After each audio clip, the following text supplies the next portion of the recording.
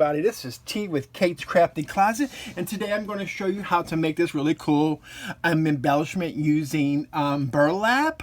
I'm going to use a lot of these probably for my Christmas projects coming up, maybe some tags, but you can use this on mixed media, you can use these on cards, you can paint these, you can dye these, kind of whatever you want to do with it. You can also use ribbons if that's what you want to do. Totally, completely, 100% up to you. It's like, so let's go ahead and get started. So the first thing you're going to need is some burlap. This is just some burlap I picked up recently at a craft store, or maybe even Walmart, and this is 2.5 inch burlap ribbon, so that does have wire in the end. Well, maybe it doesn't have wire, I thought it did. So anyway, I'm going to cut these in 1 inch pieces.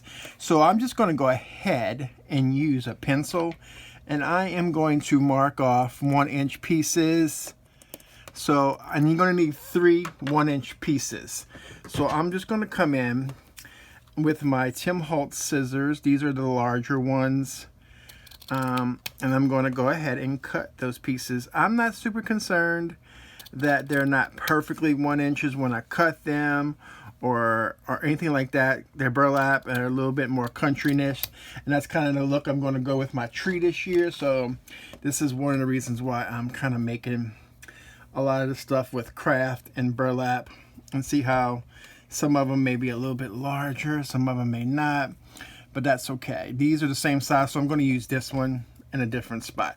So basically, essentially what you're going to do is, and I don't have my glue gun nearby me, so basically you're going to take this and you're going to glue that together, and just a little bit, tiny bit of hot glue will work.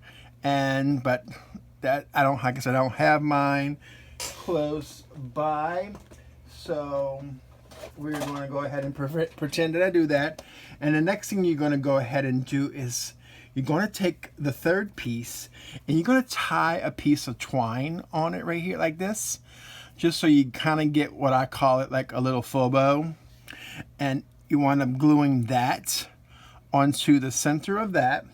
And then if you see the video that I just previously posted with the tips and tricks as far as using a button and some wire to pull your string through the button, and you just tie it off, and then basically I'm going to put a little bit of glue on the back of that button. These are just natural wood buttons, and you're going to glue that to the front of that, and then you pretty much have your embellishment right there. Like, isn't that super cool? And like I say, you can paint these. If you put this on a mixed media project, if you put this on a card, you can just use it as is. You can ink these with your ink up, ink the edges up, and just run it over it. Or you can make it a little bit more rustic by using like vintage photo distress oxide.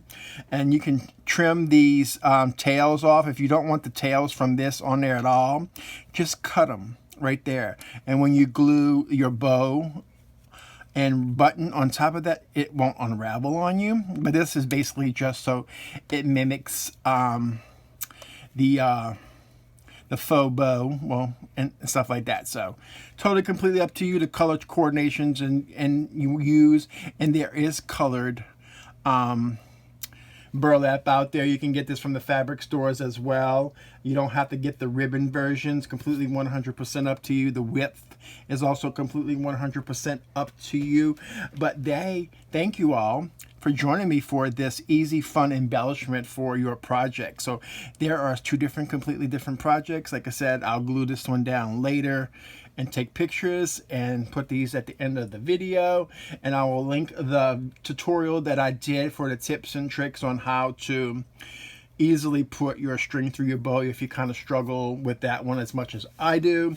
So I want to thank you again for joining me in this tutorial, and I hope you hit that like button if you enjoyed this tutorial, as well as make sure you hit that subscribe button if you haven't done so already, and make sure you hit the notification bell, because YouTube is supposed to notify you when I upload new videos for you to watch. And I will try to do my best to link in the description box below the products that I use in today's video for your shopping needs. And I want to thank you once again, and y'all have a crafty day, y'all.